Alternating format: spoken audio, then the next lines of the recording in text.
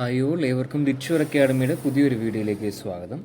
ഇപ്പോൾ പ്രധാനമായും set English സിലബസിലെ unit 4 എന്ന് പറയുന്ന സെക്ഷനുമായി ബന്ധപ്പെട്ടുള്ള പ്രധാനപ്പെട്ട ആ ഒരു സെക്ഷൻ പഠിക്കുന്ന കുട്ടികൾക്ക് ഏറ്റവും അധികം യൂസ്ഫുൾ ആവുന്ന തരത്തിലുള്ള മെറ്റീരിയൽസാണ് നമ്മൾ ഇന്നത്തെ ഈ ഒരു ക്ലാസ്സിലൂടെ മുന്നോട്ട് വെക്കുന്നത്.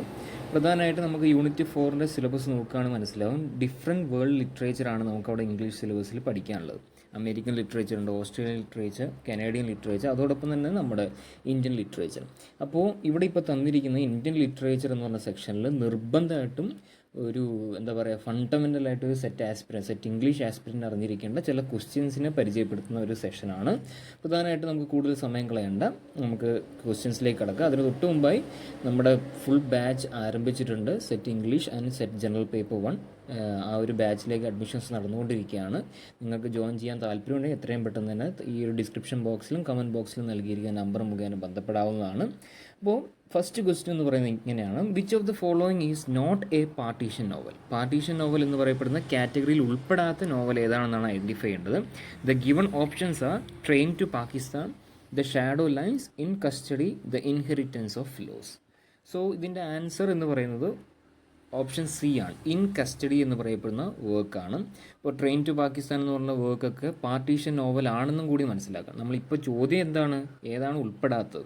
അപ്പോൾ നിങ്ങൾ ഉൾപ്പെടാത്തത് മാത്രം നോക്കിയിട്ട് കാര്യമില്ല, ഏതൊക്കെയാണ് അന്നേരം ഉൾപ്പെടുന്നത്, ആ ഒരു കാറ്റഗറിയിൽ വരുന്ന ഒരു നോവൽസ് ഏതാണെന്നും കൂടി ഈ ഒരു ചോദ്യത്തിൽ നിന്ന് മനസ്സിലാക്കിയെടുക്കണം. സോ ട്രെയിൻ ടു പാകിസ്ഥാൻ പോലുള്ള വർക്ക് എഴുതിയതാരാണ്? ഖുഷ്വന്ത് സിംഗ് ആണ്. സോ അതിൽ പ്രധാനമായിട്ട് ഈ പറയപ്പെടുന്ന, അതായത് രണ്ട് രാജ്യങ്ങൾ തമ്മിലുള്ള പാർട്ടീഷനായിട്ടാണ് ആ ഒരു പേര് സൂചിപ്പിക്കുന്ന പോലെ. ദ ഷാഡോ ലൈൻസ് എന്ന് പറഞ്ഞാൽ അമിതാഭ് ഘോഷിൻ്റെ ആണ്. അപ്പോൾ അതിലും കാര്യം പറയുന്നത് ദ ഇൻഹെറിറ്റൻസ് ഓഫ് ലോസ് എന്ന് പറഞ്ഞ വർക്കിലും അതിനെക്കുറിച്ച് പറയുന്നുണ്ട്. അപ്പോൾ ഇൻ കസ്റ്റഡി എന്ന് പറഞ്ഞ ആൻസറാണ് വരിക. അത് ഇൻ കസ്റ്റഡി എന്ന് പറഞ്ഞ novel is a 1984 novel by Indian American writer Anita Desai എഴുതിയിട്ടുള്ളൊരു നോവലാണ് ഇൻ കസ്റ്റഡി. അതോടൊപ്പം തന്നെ ആ work it was shortlisted for the Booker prize in 1984. 1984 തന്നെ ബുക്കപ്പ് പ്രൈസിന് ഷോർട്ട് ലിസ്റ്റ് ചെയ്തിട്ടുണ്ട്. അതിൽ പ്രധാനപ്പെട്ട ഒരു ക്യാരക്ടർ എന്ന് പറയുന്നത് ദേവൻ ശർമ്മയാണ്. അപ്പോൾ ഇത്രയും ഡീറ്റെയിൽസ് കൂടി നിങ്ങൾ ഈ ഒറ്റൊരു ക്വസ്റ്റ്യനുമായിട്ട് ബേസ് ചെയ്ത് മനസ്സിലാക്കണം. അപ്പോൾ നമ്മൾ മനസ്സിലാക്കി പാർട്ടീഷൻ നോവൽ എന്താണ്, ബോർഡേഴ്സ് തമ്മിലുള്ള പാർട്ടീഷനെ സൂചിപ്പിക്കുന്നതാണ്, അതിൽ ഉൾപ്പെടുന്ന നോവൽ ഏതാണെന്ന് മനസ്സിലാക്കണം. അതോടൊപ്പം ഈ ഒരു ഗിവൺ ആൻസർ പ്രകാരം ഇൻ കസ്റ്റഡിയാണ് ഈ ഒരു കാറ്റഗറിയിൽ ഉൾപ്പെടാത്തത്. ആ ഒരു വർക്ക് എഴുതിയത് മറ്റാരുമല്ല, ഇന്ത്യൻ അമേരിക്കൻ റൈറ്റർ ആയിട്ടുള്ള Anita Desai in the year 1984, and it is also being shortlisted for the Booker prize in 1984. And the main character എന്ന് പറഞ്ഞു കഴിഞ്ഞാൽ ദേവൻ ശർമ്മയാണ്.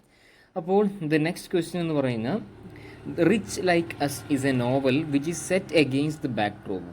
അപ്പോൾ ആ സ്റ്റോറി ലൈൻ പരിശോധിക്കുകയാണെങ്കിൽ അത് ഏത് തരത്തിലുള്ള ഏത് കഥാപശ്ചാത്തലത്തിലാണ് ഈ ഒരു നോവൽ സെറ്റ് ചെയ്തിരിക്കുന്നതാണ് തന്നിരിക്കുന്ന options: the emergency, globalisation, Indo Pak wars, then 5-year plans. So അതിൻ്റെ ആൻസർ എന്ന് പറയുന്നത് ഓപ്ഷൻ എ ആണ്. ഏതാണ്? The emergency.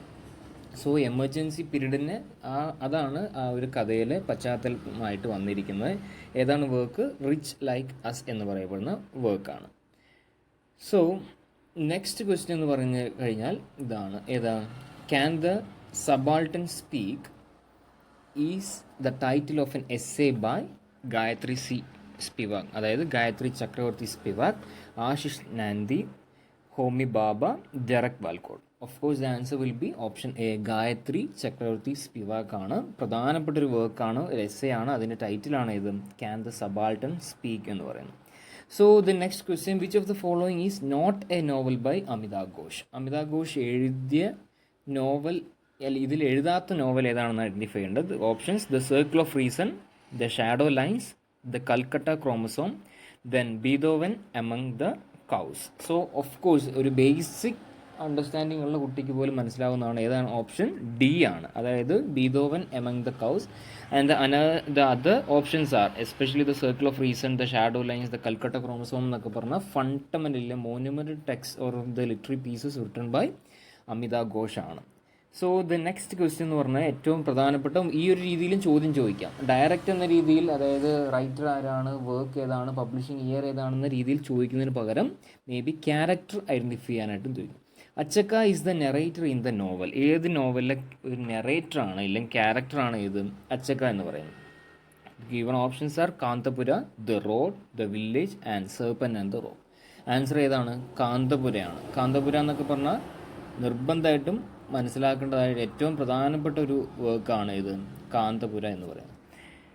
രാജാറാവുവിൻ്റെ Kanthapura. Then the next question, prison and the chocolate cake is an autobiography of Shashi Deshpande, Nayantara Sahgal, Ruth Prawer, Jhabvala, Kamala Markandeya.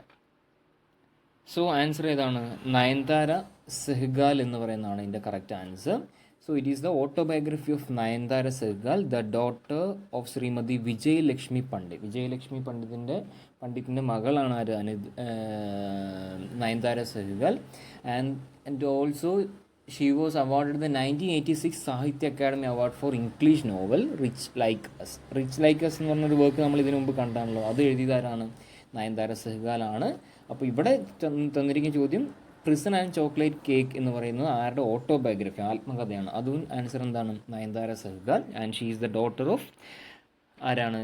Vijay Lakshmi Pandit. The next question എന്ന് പറഞ്ഞു കഴിഞ്ഞാൽ, Cleopatra is a character in Aurobindo's play. ഏത് പ്ലേയിലെ ക്യാരക്ടറാണ്? Then options are Perseus the deliverer, Rodogune, Vasavadutta, none of the above. ഏതാണ് answer? Option B ആണ്. റോഡോ ഗ്യൂൺ എന്ന് പറയപ്പെടുന്ന വർക്കിലെ പ്രധാനപ്പെട്ട ഒരു ക്യാരക്ടറാണ് ക്ലിയോപാട്ര. സോ നമ്മൾ ഇന്നത്തെ ഈ ഒരു സെഷനിലൂടെ നോക്കിയത് ഇന്ത്യൻ റൈറ്റിങ്ങിൽ തന്നെ സെക്ഷനിൽ വരുന്ന ചോദിക്കാൻ ചാൻസ് ഉള്ളതായിട്ടുള്ള ക്വസ്റ്റ്യൻസും അതുമായി അനുബന്ധമായിട്ടുള്ള കുറച്ച് അറിയേണ്ട കുറച്ച് അറിവും ഇല്ലെങ്കിൽ എന്താ പറയുക കുറച്ച് ഇൻഫർമേഷൻസുമാണ് ഇവിടെ ഷെയർ ചെയ്തിരിക്കുന്നത്. തുടർന്ന് നമ്മൾ ഈ ഒരു ചാനൽ തന്നെ ഇതുമായി ബന്ധപ്പെട്ടുള്ള ഇന്ത്യൻ ലിറ്ററേച്ചറിന് തന്നെ കണ്ടിന്യൂവേഷനും ഇതുപോലെ മറ്റ് പ്രധാനപ്പെട്ട ലിറ്ററേച്ചറിൽ ഏറ്റവും അറിയപ്പെടേണ്ട നിർബന്ധമായി അറിഞ്ഞിരിക്കേണ്ട ചില ക്വസ്റ്റ്യൻസ് പരിചയപ്പെടുത്തുന്നതാണ്. അപ്പോൾ ചാനൽ ഈ ഒരു വിവരങ്ങളൊക്കെ താല്പര്യമുണ്ട്, ജോയിൻ ചെയ്യാനൊക്കെ താല്പര്യമുണ്ടെങ്കിൽ തീർച്ചയായും നമ്മളൊരു ചാനൽ സബ്സ്ക്രൈബ് ചെയ്യുക, നിങ്ങളുടെ ഫ്രണ്ട്സിന് ഷെയർ ചെയ്യുക. അതോടൊപ്പം തന്നെ നമ്മുടെ ടെലിഗ്രാം ഗ്രൂപ്പിൻ്റെ ലിങ്കൊക്കെ നമ്മൾ ഈ ഡിസ്ക്രിപ്ഷൻ ബോക്സിൽ കൊടുത്തിട്ടുണ്ട്. ആ ഗ്രൂപ്പിൽ നമ്മൾ ഇതുപോലെ മെറ്റീരിയൽസും ക്വസ്റ്റ്യൻസൊക്കെ ഷെയർ ചെയ്യുന്നതാണ്. നമ്മുടെ സെറ്റ് ബാച്ചിൽ തന്നെ നിങ്ങൾക്ക് ജോയിൻ ചെയ്യാനുള്ള അവസരം ഇപ്പോൾ നിലവിൽ ലഭ്യമാണ്. സോ പേപ്പർ 1-നായാലും പേപ്പർ 2-നായാലും രണ്ടിനും കൂടി നമ്മൾ നിലവിൽ ഒരു ഫീ സ്ട്രക്ചർ എന്ന് പറഞ്ഞാൽ 5,000 റുപ്പീസാണ്.